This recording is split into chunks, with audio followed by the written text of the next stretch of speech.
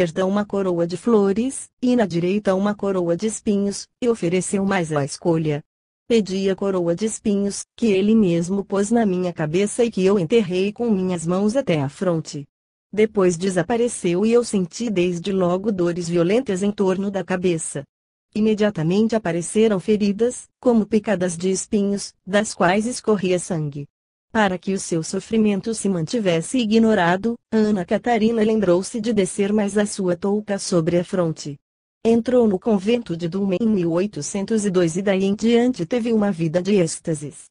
Um dia, apareceu-lhe o seu noivo celeste e fez sobre ela o sinal da cruz. Logo seu peito ficou marcado por dupla cruz vermelha, de 3 polegadas de comprimento e meia polegada de largura. Em 29 de dezembro de 1912, estava ela na cama, os braços em cruz, imóvel, estática. O seu rosto queimava. Contemplava a paixão do Redentor e na sua prece implorava a graça de partilhar tantos sofrimentos. De súbito, baixou sobre ela uma luz, no centro da qual distinguia Jesus Cristo crucificado, com suas 5 chagas resplandecentes como sóis. O coração de Ana Catarina estava hesitante entre a dor e a alegria, à vista dos estigmas sagrados. O seu desejo de sofrer as dores do Filho de Deus foi tão violento que lhe pareceu, revestindo forma sensível, penetrar nas chagas do Salvador. Bem depressa de cada uma delas jorraram 3 raios de um vermelho púrpura, terminados em setas, que lhe vararam os pés, as mãos e o lado do peito. Das feridas produzidas gotejava sangue. Desde então ela sofreu todas as dores internas e externas do Cristo na paixão. A autenticidade desses fatos não se pode negar. Foram verificados por inúmeros visitantes da Alemanha e de outros países.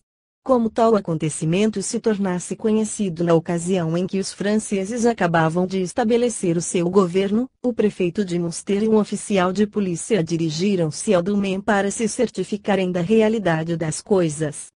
Verificaram que esses fatos fisiológicos ou de outra natureza desconcertavam qualquer explicação científica. O prefeito enviou 8 médicos e cirurgiões militares a visitar a vidente, dando-lhes ordem para empregarem todos os recursos da arte, no intuito de cicatrizarem as chagas. Elas, porém, de novo se formaram todas as sextas-feiras.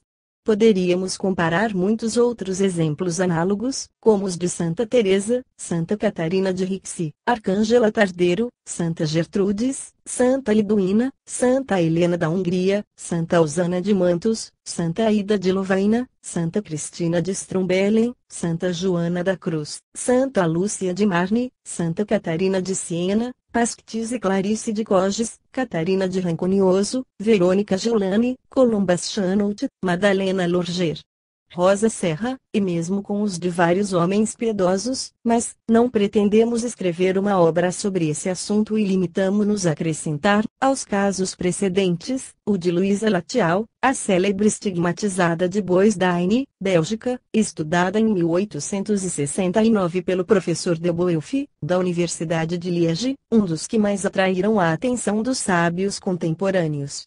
Na sexta-feira, 24 de abril de 1868, 12 dias depois da Páscoa, Luísa Latial, de 18 anos, nascida em 30 de janeiro de 1850, entrada na nobilidade 5 dias antes, doente e lânguida havia mais de um ano, estática, de imaginação ardente e mística.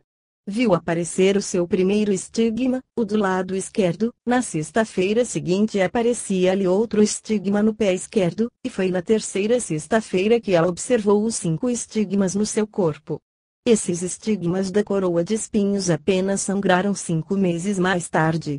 Tais fatos, dizíamos precedentemente, em completa oposição com a fisiologia comum, que considera o pensamento como propriedade material do organismo, são forçosamente negados pelos professores clássicos.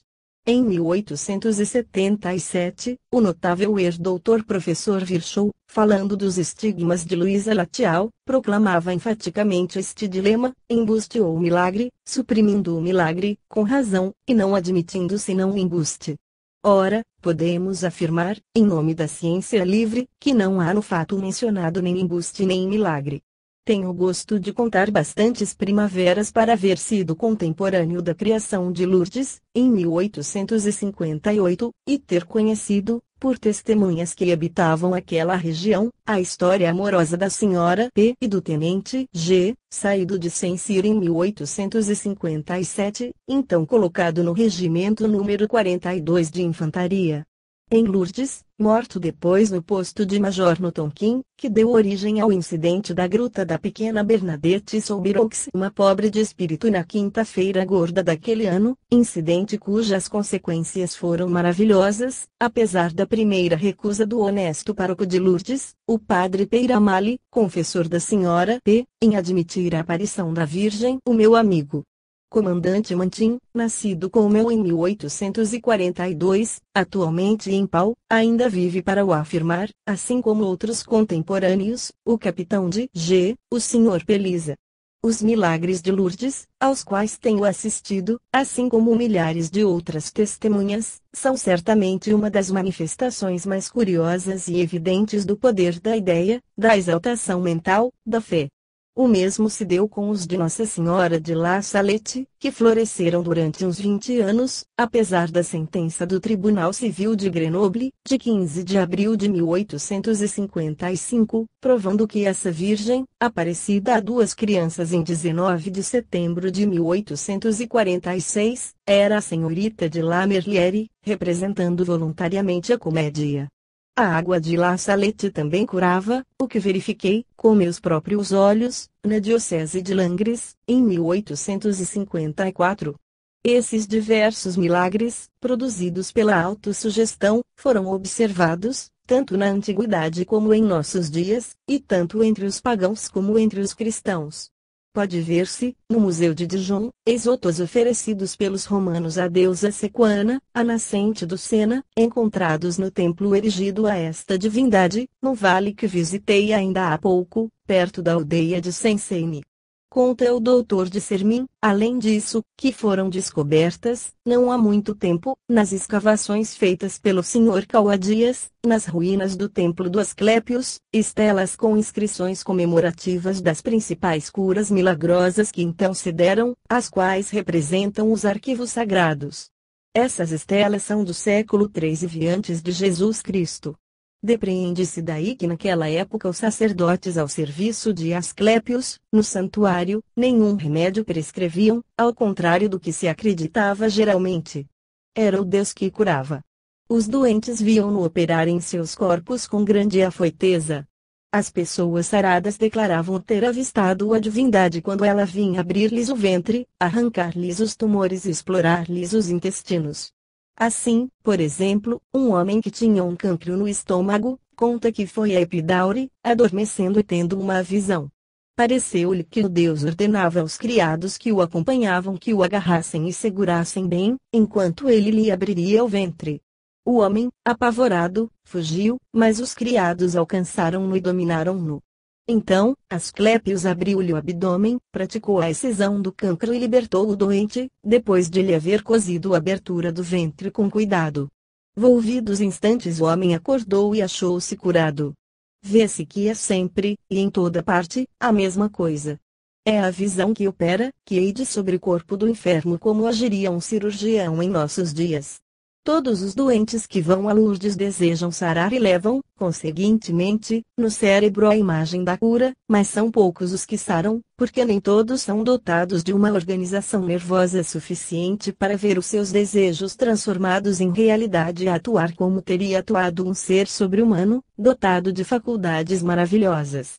O ardor da convicção religiosa é um proteu que muda de forma, que se torna Apolo, Asclépios, Jesus, o diabo, a Virgem Maria, um bom ou um mau espírito, segundo as convicções, as ideias preconcebidas do eu consciente. Acrescentarei que talvez não seja unicamente a autossugestão em jogo, forças psíquicas ambientes influem por vezes. É todo um mundo a descobrir. Continuemos o estudo da vontade. O que se não deve negar de futuro é que a vontade possa atuar à distância, sem a palavra, sem comunicação telegráfica ou telefônica material, pela sua própria energia. Pode-se mesmo aparecer. Será a alma que se desloca e muda de lugar? Será uma ação sobre o cérebro produzindo alucinação verdadeira? É esta a questão e o nosso dever é o de examiná-la livremente, sem parcialidade. Vamos resolvê-la experimentalmente com exemplos. Entre diversas observações instrutivas, vou pôr aqui sob os olhos dos meus leitores o seguinte fato referido pela senhora Russell, de Balgaon, Índia, esposa do inspetor de instrução pública na presidência de Bombay. Eis essa experiência muito notável: eu vivia na Escócia e minha mãe e minhas irmãs estavam na Alemanha. Morava em casa de uma amiga muito querida e todos os anos ia à Alemanha ver os meus parentes. Aconteceu que durante 2 anos não pude visitar minha família, como tinha por costume. Resolvi de repente partir sem que os meus soubessem de tais intenções. Não tinha ido vê-los no começo da primavera e faltava-me o tempo para avisá-los por carta. Também não queria prevenir por telegrama, com receio de assustar minha mãe. Veio-me a ideia de querer, com todas as minhas forças, aparecer a uma das minhas irmãs, de modo a avisá-la de minha chegada, e pensei nisso com a maior intensidade possível, não concentrando, creio eu, o meu pensamento mais de 10 minutos. Tomei um vapor em Leite, num sábado à tarde, em fins de abril de 1859, e desejei fazer a minha aparição nesse mesmo sábado, às 6 horas da tarde. Cheguei a casa pelas 6 da manhã de terça-feira seguinte. Entrei sem ser vista, pois a porta estava aberta. Meti-me no quarto. Uma das minhas irmãs estava de costas para a porta, voltou-se, ouvindo passos, e quando me viu, olhou-me fixamente, ficou muito apática e deixou cair o que tinha na mão. Não havia pronunciado uma só palavra. Então falei: sou eu, por que estás assim assustada? Ela respondeu-me: pensei ver-te como Stinchen te viu no sábado. Stinchen é outra minha irmã. Respondendo às perguntas que eu lhe formulava, contou-me que no sábado à tarde, pelas 6 horas, minha irmã me tinha visto distintamente entrar, por uma porta, no quarto onde ela estava, abrir a porta de um outro quarto onde estava nossa mãe, e fechar essa porta atrás de mim. Correu para quem supunha ser eu, chamando-me pelo nome, e ficando absolutamente pasmada quando não me viu com minha mãe, que não podia compreender o nervosismo de minha irmã. Procuraram-me por toda parte, e naturalmente não me encontraram. A irmã que me tinha visto, isto é, em aparição, saíra na manhã da minha chegada. Sentei-me num degrau da escada, para me dar conta, quando voltasse, do que sentiria ao avistar-me. Quando levantou os olhos e me viu sentada na escada, pronunciou o meu nome e quase desmaiou. Minha irmã nunca viu nada de sobrenatural, nem antes nem depois, e não renovei estas experiências desde esse momento. Nem as renovarei, pois aquela de minhas irmãs que foi a primeira a avistar-me, quando cheguei realmente à casa, caiu bastante doente, devido à comoção que havia experimentado. J. M. Russell. Quando tratarmos da duplicação dos vivos, voltaremos a este assunto. Consignemos apenas, neste momento, que o inquérito feito pela Sociedade Inglesa de Pesquisas Psíquicas e a respeitabilidade da signatária, assim como a de sua família, que confirmou o que ela disse, não permitem duvidar da autenticidade da narração. Como as outras, ela prova que a vontade atua à distância. As interrogações precedentes podem também aplicar-se ao seguinte caso, afirmado pelo pastor Dutton, de Leeds, Inglaterra, no meado de junho de 1863, passeava eu, de dia, na grande rua de Huddersfield, quando vi aparecer diante de mim, à distância de poucos metros, um amigo querido, que tinha motivos para julgar gravemente enfermo, em sua residência de Staffordshire. Dias antes alguns amigos me tinham informado da sua doença. Como ele se aproximasse mais, foi-me fácil examiná-lo, e notando que a sua cura havia sido rápida, não duvidava de que não fosse, realmente, o meu amigo. No momento em que nos encontramos, olhou-me com expressão triste e enternecida e, com grande surpresa minha, não pareceu ver que eu lhe estendia a mão, nem respondeu ao meu afetuoso cumprimento, e continuou o seu caminho tranquilamente. Fiquei intrigado e incapaz de falar ou de andar durante segundos. Não me certifiquei de que tivesse proferido qualquer palavra, mas ficou-me no espírito esta impressão muito nítida: precisava tanto de ver-te e não aparecias. Quando tornei a mim, voltei-me para olhar ainda a figura que se afastava, mas tudo se havia dissipado. O meu primeiro ímpeto foi o de telegrafar, pois veio-me a ideia, que pus logo em execução, de verificar se o meu amigo estava realmente vivo ou morto, apesar da quase certeza de que esta última hipótese era verdadeira. Quando cheguei à sua casa, no dia seguinte, encontrei-o vivo, mas num estado semiconsciente. Havia perguntado por mim diversas vezes, o seu espírito tinha se apegado provavelmente ao pensamento de que eu não iria vê-lo.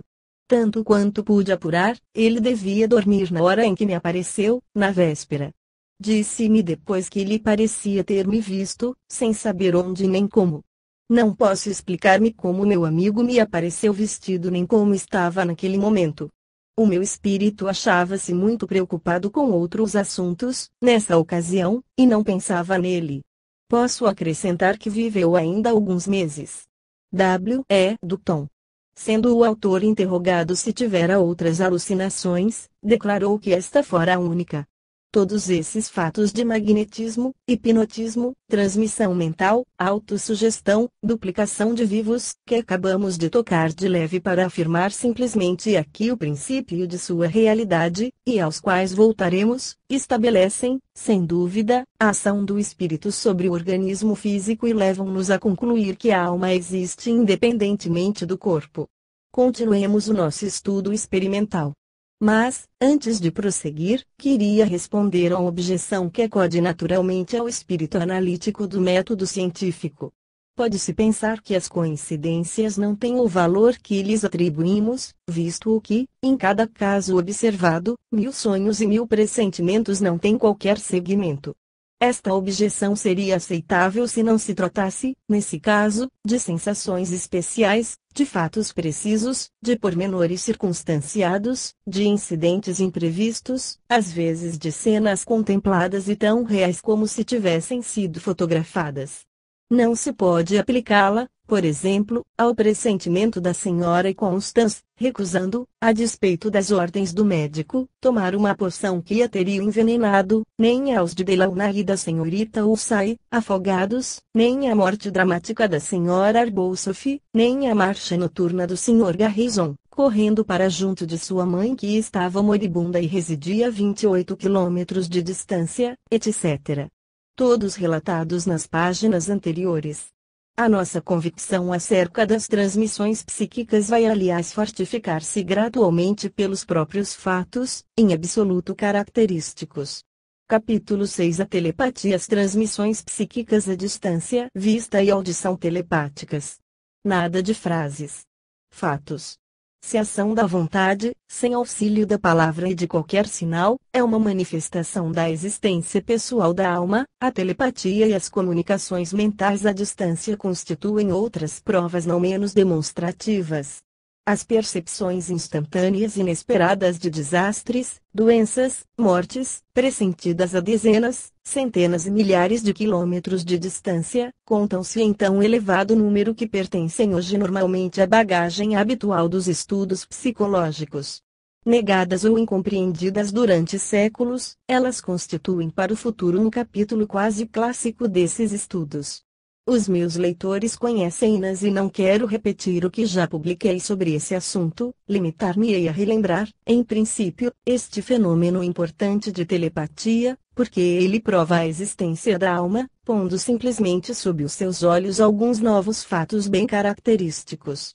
Em O Desconhecido, capítulo 8, a visão à distância, em sonho, de fatos atuais, creio ter dado provas incontestáveis, pelos autênticos exemplos apresentados, principalmente à vista e audição, pelo escritor Pierre Conil, de seu tio moribundo, à vista da cabeça ensanguentada de seu irmão, por um capitão de mar e guerra, ao entrar em Marsella, à vista de um navio que trazia seu pai e sua mãe, pelo engenheiro Palmeiro, à vista de uma rapariga que caía de uma janela, pelo Sr. Martin Alley, a vista e a descrição de um cancro operado pelo Dr. Clockwood, etc. Ao todo, 49 comprovações de transmissões telepáticas de vista à distância ou no interior do corpo, sobre as quais não insistiremos aqui. Com esta conclusão, a vista à distância, em sonho e em sonambulismo, não mais pode ser negada.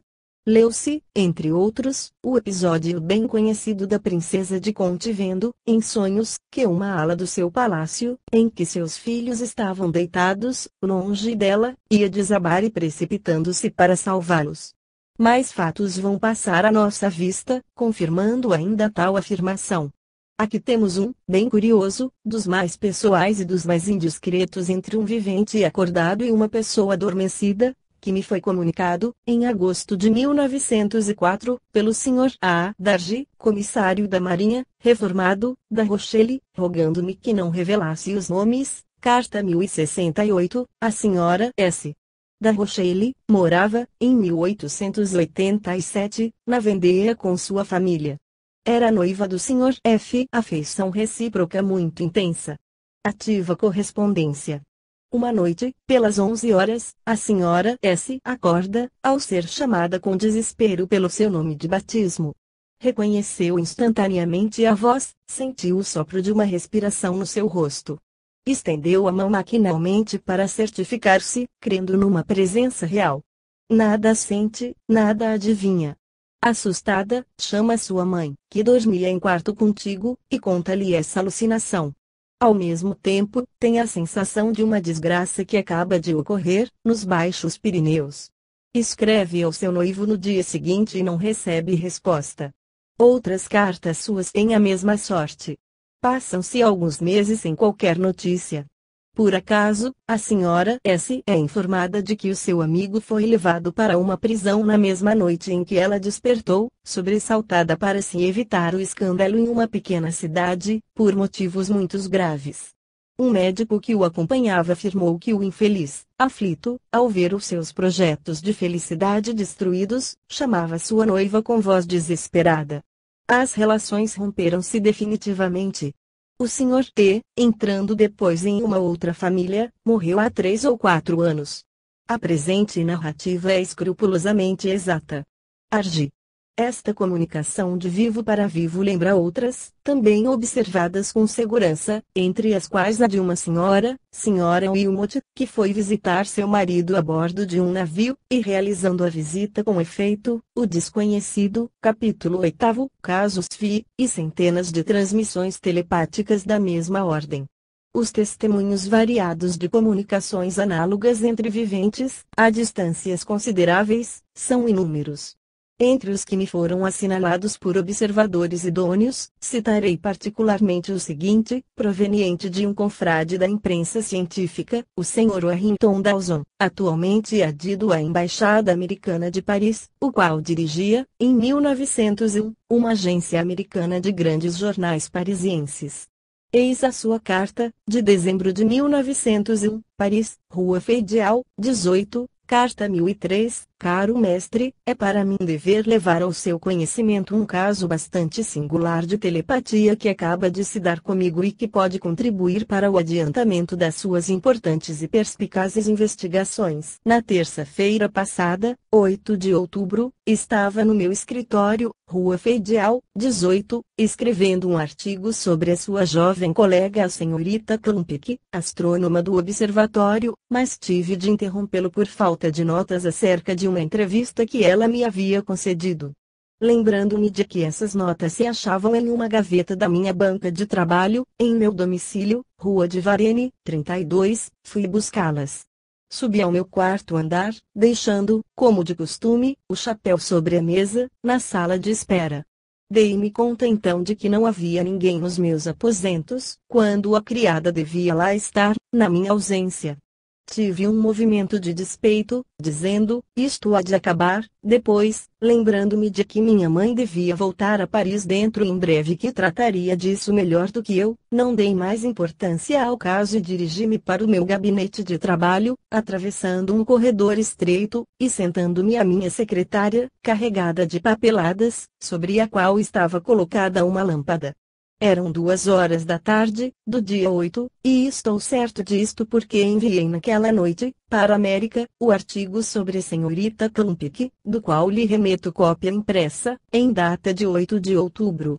Pode ler, nesse artigo, que ela lhe deve a sua iniciação astronômica e que, com as suas obras, foi o senhor o seu primeiro mestre.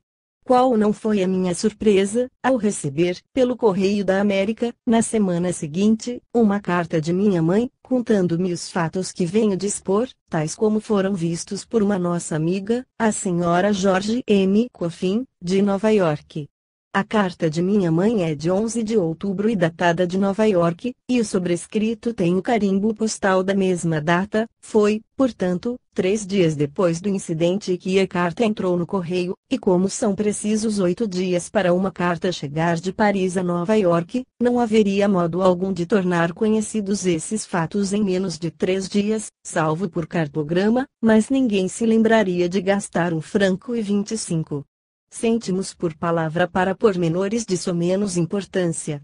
Minha mãe escrevia na sexta-feira, 11 de outubro, e dizia ter visto a senhora Coffin na quarta-feira, isto é, no dia 9.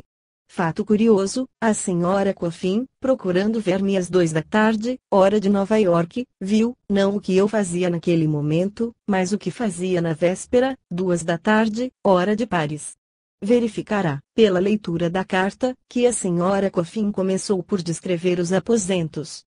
Esses aposentos nunca foram fotografados e a senhora Coffin só viu minha mãe, pela primeira vez, depois de sua volta da Europa, alguns momentos apenas antes de descrevê-los, sem poder conhecer a disposição dos mesmos. Isto poder-se-ia explicar pela sugestão, pois que minha mãe os conhecia, mas, com seus hábitos parisienses, nem sequer pensaria em designá-los senão como um quarto andar. Por estar em 4 andares acima do resto do chão, ao passo que para uma habitante de Nova York, que não conhece sobreloja e que chama resto do chão ao primeiro andar, os nossos aposentos ficariam num 6º andar, como diz a senhora Coffin. Deduz-se desse fato que a senhora Coffin viu bem os aposentos. Além disso, é a única vez, há perto de um ano, que me acontece ir para casa àquela hora. O que também prova a exatidão, que é familiar à senhora Coffin nas visões à distância, é a surpresa que teve quando avistou a estufa de porcelana, objeto ignorado na América. Há longos anos que minha família conheceu a senhora Coffin. Temo-nos divertido muitas vezes a pedir-lhe para ver o que se passa em casa de pessoas que nos interessam, ou para responder às perguntas que fazíamos em pedacinhos de papel fechados, que ela pegava sem nos ler. As suas respostas foram sempre claras e exatas, quando foi possível verificá-las. Aceite, etc. Francis Warrington Dawson. Esta carta era acompanhada por uma outra da mãe do Sr. Dawson, datada de Nova York, a 11 de outubro, descrevendo com exatidão, sob o ditado da senhora Coffin, os aposentos de Paris, no 6º andar, a visita feita a esses aposentos pelo Sr. Dawson, a sua irritação pela ausência da criada, a colocação de seu chapéu sobre uma mesa, a busca dos seus papéis, o arranjo do escritório, a sua instalação para escrever. Numa palavra, todas as particularidades do que ele tinha feito em Paris. Essa vista à distância, muito minuciosa, é absolutamente espontânea e incontestável. Mais curioso ainda é que a visão se refere à véspera, e não ao dia e ao momento, de modo que houve um duplo fenômeno de telepatia, no espaço de no tempo. As transmissões telepáticas entre vivos não são tão raras como se supõe quando as ignoramos. Eis aqui uma delas que é digna de atenção. O comandante T. W. Aylesbury, residente em Sutton, condado de Surrey, Inglaterra, escrevia em dezembro de 1882, caí de um barco, aos 13 anos, quando meu navio chegava à ilha de Bali, a este de Java, e quase morri afogado. Após diversos mergulhos, voltando à tona d'água, chamei minha mãe, o que não deixou de divertir a tripulação do barco, e me valeu, depois, mais de uma vez, as suas zombarias. Volvidos meses, de volta à Inglaterra, contei a história. Minha mãe disse-lhe logo, quando estava debaixo d'água, avistei-vos a todas, sentadas nesse mesmo compartimento e trabalhando em qualquer coisa de cor branca. Vi todas, minha mãe, Emília, Elisa e Helene.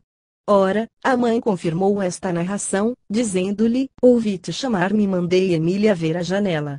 A hora, considerando as diferenças de longitude, correspondia àquela em que foi ouvida a voz. Uma outra carta do comandante completa a história, vi as feições delas, de minha mãe e minhas irmãs, o quarto e a mobília, sobretudo as janelas venezianas de forma antiga. Minha irmã mais velha estava sentada ao lado de minha mãe. Quanto à hora em que ocorreu o acidente, foi pela madrugada. Lembro-me de que um barco havia sussurrado na véspera, sendo atirado à praia. O oficial deu-nos ordem para irmos procurá-lo logo de manhã, mas não me lembro exatamente da hora. A situação era terrível e os vagalhões furiosos. O nosso barco virou-se da popa para a proa. Nunca me vi tão próximo da morte, no entanto, já passei por muitas situações perigosas, mas esse acidente produziu tal impressão no meu espírito que não posso esquecer nenhum dos seus pormenores nem as zombarias dos marujos. Rapaz, por que chamavas tua mãe? Pensavas que ela podia tirar-te das garras do diabo, etc., e outras expressões que não posso referir.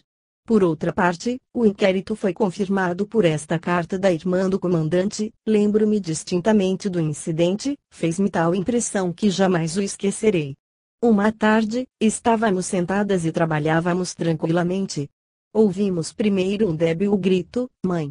Entreolhamo-nos e dissemos: ouvistes? Alguém grita: mãe. Acabávamos apenas de dizer isto quando a voz exclamou ainda seguidamente: mãe. Mãe. O último grito denotava terror, era um grito de angústia. Levantamo-nos todas e a mamãe disse-me: vai à porta e vê o que é isso. Corri para a rua e investiguei durante alguns minutos, mas estava tudo em silêncio e não se via ninguém. A tarde era bela, não corria vento. A mamãe ficou perturbada e triste com esse incidente. Estes casos de transmissões de pensamentos entre vivos nada têm de comum com a vida normal e estão fora da ação dos nossos sentidos físicos. Evidentemente, é o espírito que neles atua. Seria fácil citar muitos exemplos, principalmente, entre outros, o de uma jovem amazona que, debruçando-se demasiadamente para abrir uma cancela, caiu do cavalo e soltou um grito que foi ouvido por 5 pessoas, a 7 quilômetros de distância. Recebi cartas ferozes de damas de bons princípios, inspiradas visivelmente por seus diretores espirituais, censurando-me por não acreditar nos dogmas cristãos e por aceitar os contos ridículos da telepatia, das sensações à distância e dos anúncios de mortes, e notarei neste momento, sobretudo, uma delas quase injuriosa, escrita por uma senhora de Salins, e que chegou pelo mesmo correio que me trouxe as que se seguem, são as cartas 913 e 914 de minha coleção. Elas contradizem-se e completam-se singularmente. A carta 913 afirma ser tudo falso na telepatia, e que eu não mereço desculpa por tomar essas histórias a sério. Foi-me impossível continuar a leitura do vosso livro desconhecido, por tal forma ele é ridículo. É verdadeiramente grotesco. A carta 914 dizia: cumpra o dever de concorrer com uma contribuição pessoal para o estudo, que o senhor empreendeu, na sua importante obra O Desconhecido e os Problemas Psíquicos, capital para a ciência futura. Morava em Aurillac no inverno de 1878, tendo deixado em Saint-Servan, Ille-et-Vilaine, minha mulher e minha filha. Em 22 de dezembro, entrando num café, pelas 8h30, senti irresistível angústia. O sofrimento foi tão intenso, que saí e voltei para casa, escrevendo à minha mulher uma carta que começava assim: domingo, 22 de dezembro, 9h. Estava no café, com os meus companheiros do costume, quando me levantei e de repente saí, apesar de muito instado para ficar. Havia escutado um apelo irresistível. Devias pensar em mim, chamar-me com veemência, com angústia talvez. Era aflição? Era perigo? Oh, dize-me o que querias naquele momento.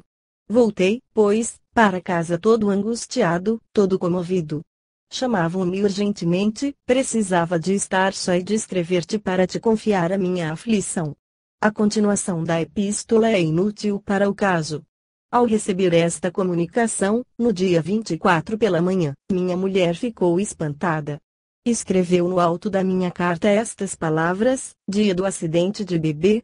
Eis o que se tinha passado em Saint-Servan, no dia 22, pelas 8h da noite, minha filhinha, de 6 semanas de idade, foi deitada com uma botija d'água quente aos pés. Sua mãe deitou-se também pouco depois. Passados alguns instantes, a criança rompeu em gritos dolorosos, verificando-se que, como a botija deixasse escapar a água, lhe queimara os pés, torcendo-se a inocente em convulsões. Minha mulher perdeu a cabeça e somente sossegou depois da visita do médico, que certamente demorou ainda 1 hora. A coincidência dos fatos e a sua perfeita concordância pôde ser fixada graças ao sobrescrito de minha carta 22 de dezembro, 9 horas. Havia jantado, como de costume, das 7 para as 8 horas, no café joguei uma partida de cartas, o tempo material para ir do café, a 150 metros do meu aposento, para casa e para me instalar a escrever. Tudo prova que a chamada foi ouvida por mim, pelas 8h30, pouco mais ou menos.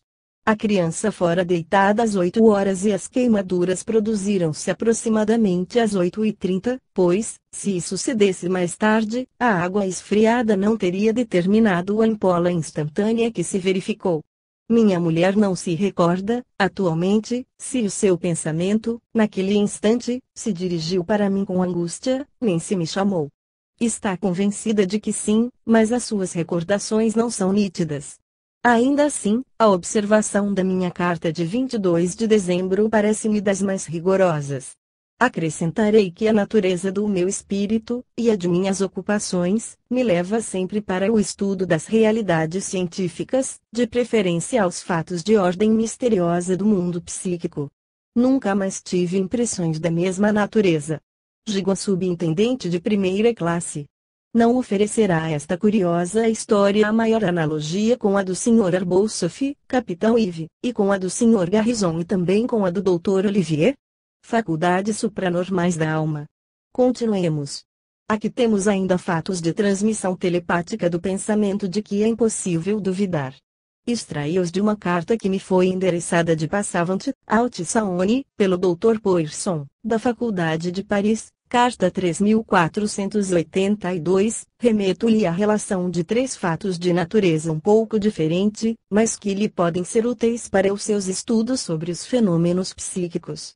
Garanto-lhe a sua autenticidade, pois tenho por costume, nesta ordem de assuntos, atribuir importância apenas ao que observo pessoalmente. Há 2 meses pouco mais ou menos, achando-me em Belfort, Arrabalde de França, SIC, lembrei-me de repente e com singular insistência de um dos meus confrades do Jura, no qual não penso nenhuma vez por ano, pois só tive com ele relações profissionais.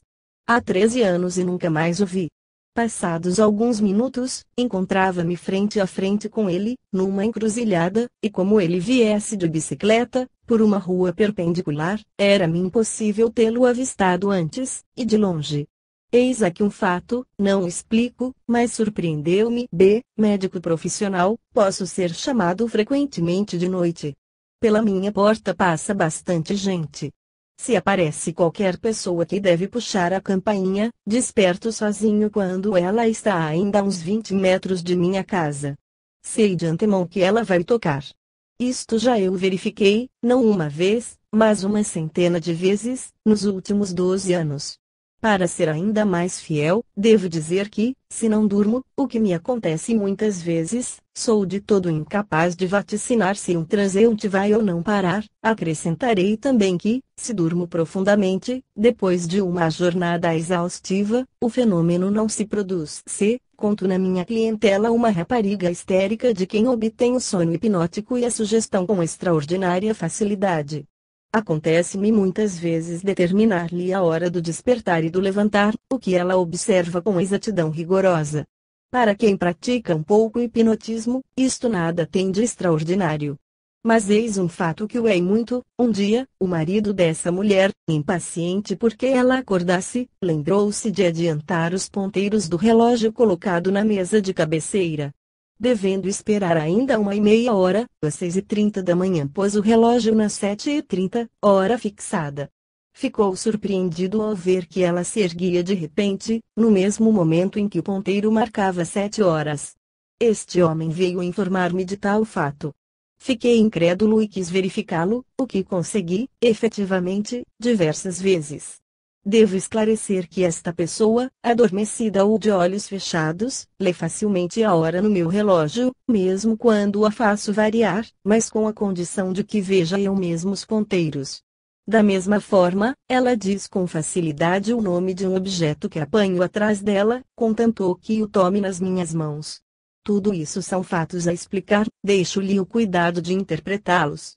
Poderiam ser confirmados pelos interessados, se não fossem de espírito um pouco retrógrado quanto ao nosso ponto de vista. Consideram-me um tanto feiticeiro e teriam receio de se verem implicados nessas histórias. Pode fazer da minha carta uso que lhe convier, autorizo mesmo a publicar o meu nome, pois não temo absolutamente os gracejos dos ignorantes e desejos dos imbecis. Sou, etc. Passavant, Altisaone, 9 de outubro de 1916. Dr. Poirson. O primeiro desses três casos não é muito raro, e é um dos que nos convidam a considerar a transmissão de cérebro a cérebro como onda etérea. O segundo conduz à mesma conclusão. O terceiro mostra-nos uma sugestão operando, apesar de um subterfúgio. A transmissão do pensamento é evidente, sobretudo na experiência do relógio ao qual o doutor faz variar os ponteiros. Que se encontre bastante a miúde, por acaso aparentemente, uma pessoa em quem se pensa, é um fato conhecido de toda a gente. Por toda parte se deparam exemplos. Entre outros, o doutor Foissa que menciona algumas dessas coincidências que o surpreenderam particularmente. Não são raras, apesar de pouco analisadas até hoje. Elas provam as radiações psíquicas. As vistas e as audições telepáticas são mais características. Entre as numerosas observações que me foram comunicadas, citarei a seguinte, de vista à distância num acidente que não teve consequências graves pessoalmente experimentado pela senhora Barthès, viúva do Dr. Barthès, de Ivry, carta de 12 de fevereiro de 1919. O fato passou-se em 1874, na România, carta 4075, o doutor tinha partido, a cavalo, para o seu serviço e a esposa fora passar a tarde em casa de pessoas amigas. De repente, durante uma conversação qualquer, viu seu marido cair do cavalo, na estrada, e soltou um grito de pavor. Riram-se dela, naturalmente. Mas, quando o doutor voltou à noite, sua mulher, ainda sob a influência da visão, perguntou-lhe, com grande espanto do cavaleiro, se estava ferido. Ele contou-lhe que, depois de uma subida muito rude, metera o cavalo a passo e enfiara as rédeas no braço, para fazer um cigarro. De súbito, o animal tropeçou, caindo sobre os joelhos, e atirou-o ao chão, onde se feriu no rosto, no ombro e no braço. O médico, a par da telepatia, não se mostrou surpreendido com a visão. Narrarei outra sensação à distância da mesma natureza. Lombroso publicou a seguinte carta que lhe foi dirigida pelo seu colega da universidade, o professor de Sanctis, achava-me em Roma, sem minha família, que ficara no campo. Como a casa fora saqueada no ano anterior, meu irmão ia lá dormir. Uma tarde, avisou-me que iria ao Teatro Costanzi. Fiquei sozinho e, ao começar uma leitura, senti-me de repente tomado de pavor. Procurei reagir e principiei a despir-me, mas continuei atormentado com a ideia de que meu irmão corria perigo, com um incêndio no teatro. Apaguei a luz e, cada vez mais angustiado, reacendia contra meus costumes, disposto a esperar, acordado, o regresso de meu irmão. Estava apavorado como uma criança. Meia hora depois da meia-noite, ouvi abrir a porta. Imaginem a minha surpresa quando meu irmão me contou o pânico produzido por um começo de incêndio que havia coincidido exatamente com a hora de minha inquietação. Um caso de telepatia bem notável é o que me foi relatado pelo Dr. Quintard, na Sociedade de Medicina de Angers. Uma criança de menos de 7 anos, Ludovico, era dotada para o cálculo, faculdade análoga do célebre Naldi. O pai do pequeno acabou por observar. Primeiro que ele pouca atenção prestava à leitura dos problemas que lhe apresentavam. Segundo que a presença da mãe era condição expressa para bom êxito da experiência. Ela devia ter sempre sob os olhos ou no pensamento a solução pedida. Daí deduziu que o filho não calculava, mas que adivinhava, ou antes, que sua mãe lhe transmitia seu pensamento, do que quis certificar-se. Para isso, pediu à esposa que abrisse um dicionário e perguntasse ao rapaz qual a página que ela fitava, ao que ele respondeu logo: é a página 456, o que era exato. Recomeçou 10 vezes e 10 vezes obteve resultado idêntico. Uma frase escrita num caderno, qualquer que fosse a sua extensão, logo que estivesse sob os olhos maternos, era repetida pela criança, mesmo quando interrogada por um estranho. Todas essas observações contribuem para nos demonstrar as comunicações de espírito para espírito. Uma vista, em sonho, à distância, e uma audição formal foram-me relatadas por um dos meus correspondentes, o Sr. Maurício Rolinet, informado pelo Sr. Doutas, pároco de Dom Didier, cantão de Friburgo, Suíça. Ela, um pouco resumida, era em meados de novembro de 1859. Tinha então 18 anos. Deitei-me e adormeci. Há quanto tempo me embalava nos braços de Morfeu? Ignoro. De repente, apresentou-se ao meu espírito uma visão estranha. Vi o rosto contristado de meu velho e querido pai, dirigindo-se da casa paterna para mim. Essa casa ficava à distância de 24 quilômetros da cidade que habitava, perto de Friburgo. Venho dizer-te, meu caro José, com imensa aflição, que tua pobre irmã Josefina está moribunda em Paris. Despertado por essa visão, disse comigo: ora, é um sonho, e adormeci de novo. Eis, porém, que a mesma visão se me apresenta ainda, como anteriormente, com a mesma aparência lamentável e as palavras: meu caro José, etc., mas tua mãe não sabe ainda da triste notícia. Desta vez, pensei eu, saltando da cama, não se trata de um sonho, e, sob a penosa impressão de dolorosa realidade, vesti-me e consultei o meu relógio, era meia hora depois da meia-noite. No dia seguinte, fui para o liceu. Precisando de alguns objetos que estavam no meu quarto, abordei a casa, guardada por um porteiro idoso. Veio o bom velho para mim com um pacote na mão dizendo-me: um senhor que chegou de sua terra encarregou-me de lhe entregar isto, com a maior urgência, da parte de seu pai.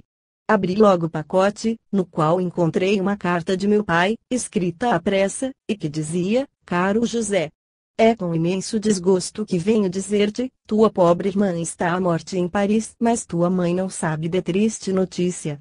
O telegrama chegou-me pelas 10 horas da noite e julguei preferível não avisar tua mãe por enquanto. São agora 11 horas.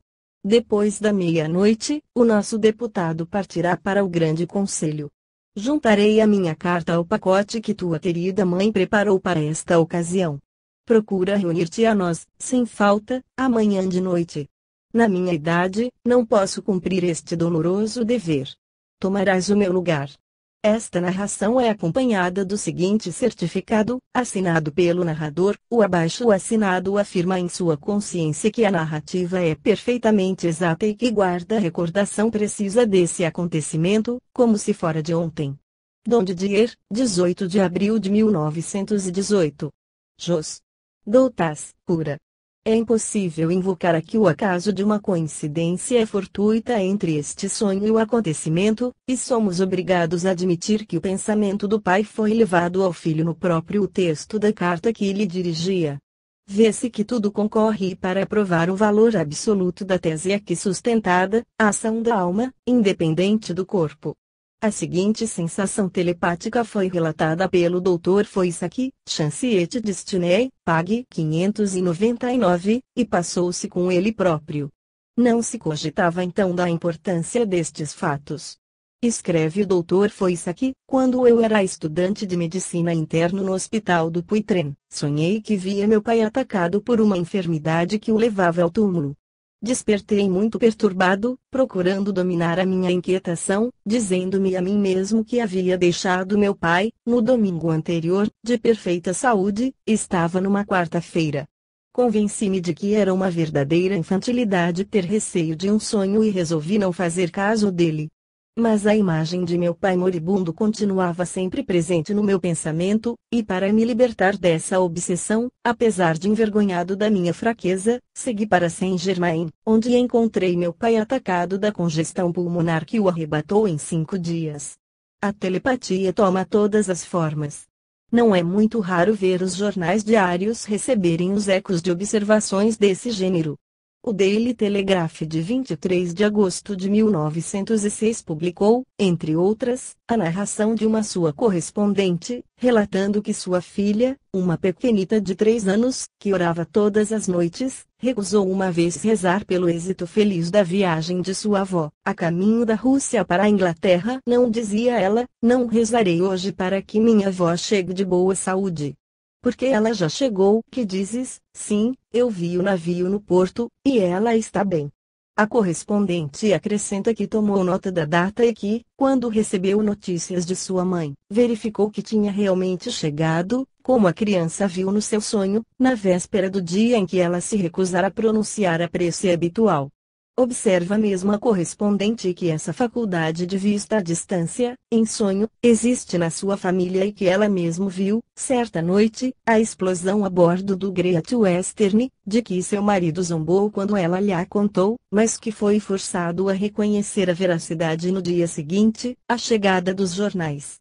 Foi-me comunicada por uma amiga de longa data, a senhora Dobelmani, uma vista telepática, em sonho, de Estrasburgo a Paris, nos seguintes termos: Carta 2320, não sei, caro mestre, se lhe fiz menção de um caso de telepatia que me aconteceu em janeiro de 1901.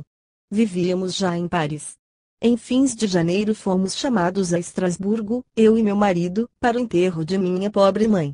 Nossos filhos não puderam acompanhar-nos, devido às leis de exceção.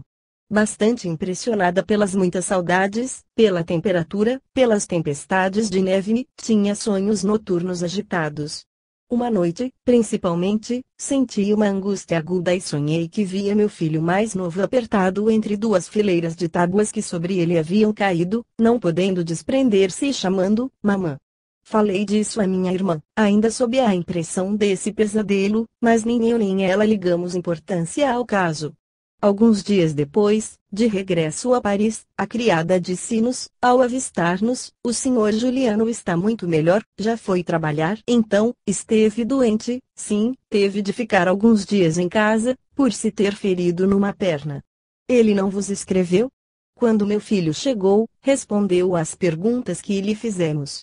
Havia sofrido um acidente, em virtude de um montão de pranchas que sobre ele caíra, mas que era inútil assustarmos-nos, pois nada de grave acontecera. Eu já o sabia, disse-lhe, com isso sonhei uma noite, mas, fato curioso, não reconheci a tua oficina, estavas entre pranchas, sem poderes levantar-te, num grande pátio desconhecido em que o sol brilhava. É exato, respondeu-me ele. O sol brilhava naquele dia, e isto me aconteceu no pátio do vizinho, que descreves bem, sem nunca o teres visto. Mas não me recordo de haver-te chamado. Meu filho ter-me-ia chamado em sonho, de noite? É possível, costumava sonhar em alta voz. Devo acrescentar que foi a única vez que semelhante coisa me aconteceu. Valéry Dobelman, Aline, 12, Paris. Vê-se que a variedade esmalta todas essas narrações sinceras, singelas e autênticas. Documentam-se umas com as outras para nos provar que a anatomia não encerra a realidade. Eis ainda outro exemplo de vista à distância, em sonho, de um incidente preciso. Uma pessoa de minhas relações, a senhora Isoarde, de Marsella, onde sua família é muito conhecida há mais de meio século, contou-me um sonho muito curioso que, a meu pedido, resumiu em algumas linhas, na carta seguinte, carta 1021, 13 de dezembro de 1901. Caro mestre, morava em Marsella, quando o acontecimento se deu em Sorgues, pequena cidade do departamento de Vaucluse. Vi, em sonho, uma amiga, nas mãos de um homem que lhe cortava sua bela cabeleira e acordei muito impressionada. Volvidos meses, soube que a senhora em quem vi fazer esta desagradável operação tinha de fato não só os cabelos cortados, mas a cabeça inteiramente rapada, em consequência de grave doença. Meu sonho ocorreu no mesmo momento dessa doença, por tal motivo, conservei inesquecível recordação dele. V. Isoarde. Não há distância para o espírito. Tem-se formulado a questão de saber se a alma dos videntes se transporta para o lugar visto, se a pessoa avistada atua a distância sobre o vidente, ou também se não existe simultaneidade de sensação das duas partes. Mas o que é o espaço para o pensamento? Ver um desastre, a doença, a morte à distância, não é fato tão raro como parece. Teremos ocasião de examinar adiante um certo número de casos de vistas de mortos, exatas e precisas. Citemos, a respeito de telepatia, a surpreendente observação seguinte, extraída do livro de M.R.S. Crowe, Os Lados Obscuros da Natureza. Uma certa senhora H., residente em Limerick, tinha, há alguns anos, ao seu serviço uma criada que muito estimava, chamada Nellie Inlon. Era pessoa de confiança que raramente solicitava licenças, e a senhora H. estava, por isso, disposta a atendê-la quando Nellie lhe pediu, uma vez, que a dispensasse para ir à feira que se realizava a algumas milhas de distância. Mas o Sr. H., ao voltar a casa e conhecendo os desejos de Nellie, declarou que não podia ser atendida naquele dia, porque tinha convidados para o jantar, e que só a ela podia confiar as chaves da adega, pois os seus quefazeres não lhe permitiriam voltar a tempo de ele mesmo ir buscar o vinho. A senhora H., não querendo contrariar Nellie, a quem já tinha dado o seu consentimento, disse que ela mesmo se encarregaria disso, e a criada partiu de manhã, muito alegre, prometendo voltar à noite se lhe fosse possível, ou o mais tardar na manhã seguinte. Passou-se o dia sem incidente e ninguém pensou em Nellie. Quando foi necessário ir ao vinho, a senhora H. tomou as chaves e dirigiu-se para a porta da adega em companhia de uma criada que levava um cesto com garrafas. Havia começado apenas a descer os primeiros degraus da escada, quando soltou um grito e caiu sem sentidos. Levada para a cama, a serva que a acompanhava disse aos outros criados, assustados, que ela e a ama tinham visto Nellie, embaixo da escada inteiramente molhada. Quando o Sr. H. chegou, repetiram-lhe a mesma história, ele ralhou com a criada, pela sua tolice. A senhora H., voltando a si depois de alguns cuidados, abriu os olhos, suspirou profundamente e exclamou, "Oh, Nellie Inlon", e, logo que pôde falar, confirmou os dizeres da criada, tinha visto Nellie, ao fundo da escada, escorrendo água. O Sr. H. fez tudo, quanto lhe era possível para convencê-la de que tudo aquilo era uma ilusão, mas debalde, Nellie disse ele voltará em breve a de rir-se com o caso. Anoiteceu e amanheceu de novo, e Nellie não deu sinal de si. Passaram-se 2 ou 3 dias. Tiraram-se informações, apurando-se que Nellie fora vista na feira, donde partiu à noite para voltar a casa. Desse momento em diante nada mais se sabia a seu respeito. Afinal, o seu corpo foi encontrado no rio, ignorando-se, porém, como tinha ocorrido o desastre. Pode pensar-se que a criada, ao afogar-se, acidentalmente sem dúvida, se transportou em espírito para junto de seus patrões, a quem era muito afeiçoada. Essa vista telepática é particularmente notável por sua precisão e sua clareza. Às vezes, essas sensações telepáticas à distância tomam uma forma simbólica que não se adivinha desde logo. Recebi a seguinte carta com a narração de um sonho que se deu no Berry, a 240 quilômetros de Paris, carta 671, na noite de 29 para 30 de agosto de 1892, fui particularmente emocionado por um sonho. Uma jovem de minhas relações havia casado com um funcionário, 5 anos antes. O casal morava em Neuilly, e o seu segundo filho, de 15 meses, achava-se em estado melindroso, devido a uma enterite, tendo seus pais pouco esperança de salvá-lo. A minha imaginação dirigiu-se, pois, para esse pequeno ser, que de resto, à força de cuidados, veio a sobreviver e é hoje uma criança encantadora.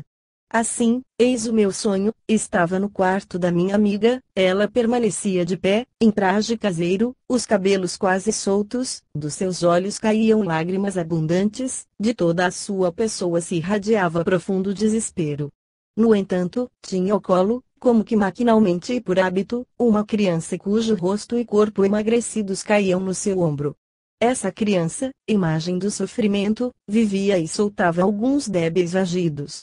Em breve a minha atenção era atraída pela entrada de 2 homens que traziam um objeto atravancador que colocaram no meio do quarto. Primeiro, esse objeto pareceu-me um caixão de criança, e fiquei perturbada ao pensar que o pequenino enfermo ainda estava vivo nos braços de sua mãe.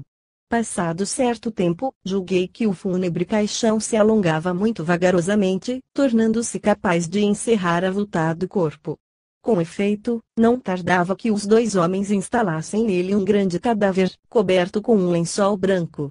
A jovem amiga redobrava de prantos, de soluços desesperados, e repelia com a mão que tinha livre os assistentes, que procuravam arrancá-la esse triste espetáculo. Tudo recusava, crianças, família. Não existia para si senão um querido morto que lhe arrebatavam e que nada no mundo podia substituir, dizia ela. Como tantos outros sonhos, o meu acabou em confusão, e ao despertar só me restava uma impressão penosa, com a recordação bem nítida, entretanto, das minúcias da principal